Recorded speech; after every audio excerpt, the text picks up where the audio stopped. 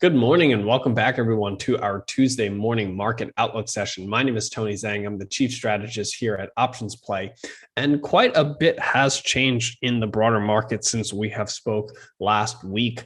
We were fairly bullish here going into the markets on Friday, but things have really started to turn around here yesterday and today. So before we get started, what we are going to discuss here today is purely for education and demonstration purposes. It is not a solicitation or recommendation to buy or sell any of the specific securities that we will discuss during today's session.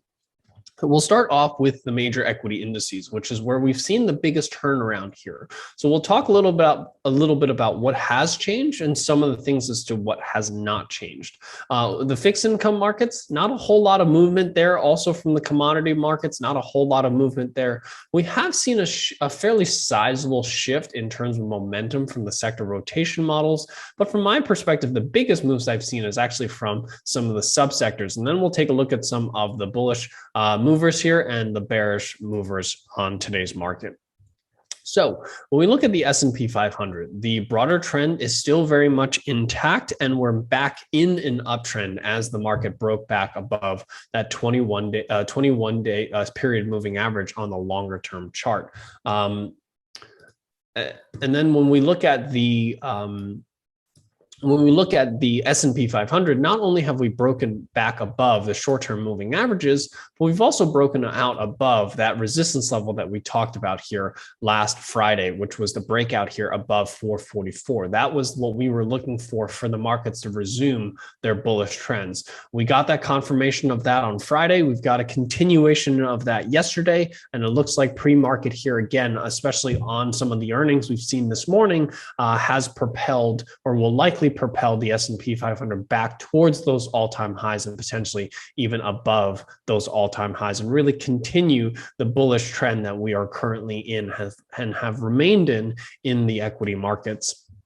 When we look at the NASDAQ 100, very similar price action here, rise above the shorter term moving average on the long-term chart, above the short-term and long-term moving average on the daily chart. But the only thing about the NASDAQ 100 is that it still stays below that support, that resistance level around 372 or so. But it does seem like pre-market, the markets will open back above that level, and that would certainly put the 383 all-time highs back into contention here again on the NASDAQ 100 and potentially rally even above that to the upside. The one thing that is not as particularly strong is the fact that we did not see strong participation here in terms of small caps. Small caps basically closed even on yesterday's price action here. So, we've seen some strength here on yesterday's market here in the S&P and the NASDAQ. Did not see the same strength here in small caps on the Russell 2000. Also did not see it in the RSP, the equal weight S&P 500. What that really tells us is that yesterday's strong moves from the S&P and the NASDAQ have largely been on the back of mega cap names, Apple, Microsoft, these types of names moving, Netflix moving, and it wasn't a broad participation across the board. We see the same thing here in the Dow Jones industrial average, basically flat on the day, nowhere near making a new high on yesterday's move. So that's not particularly strong, but that's only one day, so it is not quite enough to make the judgment here. But overall, when we look at the number of stocks that are above its 50-day moving average, we have seen a market improvement here over the past 3 trading sessions. And if we look at the longer term chart here, we've seen that this is a metric that continues to decline here. And yesterday and over the past few days, we really started to see this improve. And the number of stocks that are trading above its 50-day moving average is now at 52%. So an improvement, not enough for us to confirm the new all-time highs here or new relative highs here in the equity markets, because we're just a few percentage points away from all-time highs, and only 52% of all stocks are trading above its 50-day moving average. That's not a particularly strong signal for the equity market. So that is the one thing that we want to keep our eyes on This could very well improve very quickly here, especially if we start to see this get above 60%. That would be, in my opinion, a much stronger confirmation of the equity rally that we are currently in at the moment. And then when we switch over here to bonds, bonds remains below this 146 resistance level. It traded in this range for quite some time, broke below this range, and is now back to retest this level as resistance. So my hunch is still to see more range-bound motion here for bonds, rather than a breakout higher here to the upside, especially as inflation still remains a fairly strong concern here in the markets, and we're starting to see it in corporate earnings this morning with Procter & Gamble. So this is not something that I think is going to go away, nor do I think the issues with the debt ceiling is going away. So I think from my perspective, bonds likely to trade more sideways than breaking out higher. And this puts 10-year yields at around 160 basis points. That's going to put a little bit of a damper here in terms of where financials go if we don't see yields move significantly higher. But that certainly stabilizes the market here in terms of the higher beta sectors that we currently have.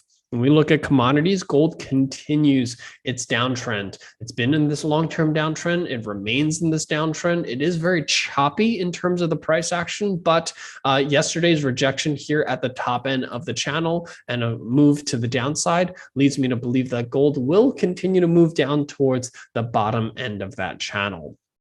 Crude continues to rally here above that $76 major level, which goes back all the way to 2014. As we can see, this is the level that it broke out above from a few weeks ago. But as we see, as we continue to move higher on price, we started to see a little bit of exhaustion here in terms of momentum. So higher highs in price, no longer seeing higher highs and momentum, showing some signs of exhaustion. Perhaps we need to see a little bit of a pullback here before oil continues to move higher. But so far, it is constructive, considering that it has held the $76 level. As long as it holds above 76 on any pullbacks, my expectation is that you can see some further upside here in oil and potentially energy stocks. And then when we look at the sectors, we've seen a big improvement over the past couple of weeks in terms of sectors. If you see 2 weeks ago, we had 6 sectors that were bearish, 3 sectors that were neutral, and 2 sectors that were bullish. Last week, that improved a little bit. We started to see 3 bullish sectors, only 5 bearish sectors, and 3 neutral sectors. This week, we now have 7 bullish sectors. As you can see, green across the board. We have 3 neutral sectors and only 1 bearish sector here across the board. So we've seen a pretty significant, I would say, improvement in terms of how the sectors, the outlook in terms of the sectors. We talked about a slight improvement here last week, a big improvement this week, and we'll keep an eye out to see if this continues to improve here over the next week or so. Hey there, thank you so much for watching. I really hope that you enjoyed today's session. If you want to watch the full recording and all of the market mover symbols that I covered today, register for an account at OptionsPlay.com. You will access my daily trading signals to follow along and weekly options education sessions to improve your trading skills, and gain full access to our platform to analyze the risks, rewards, and probabilities for any trade.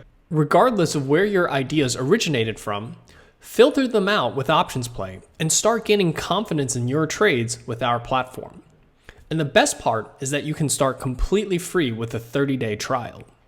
Click on the link in the description below to learn more. And as always, have a great trading day.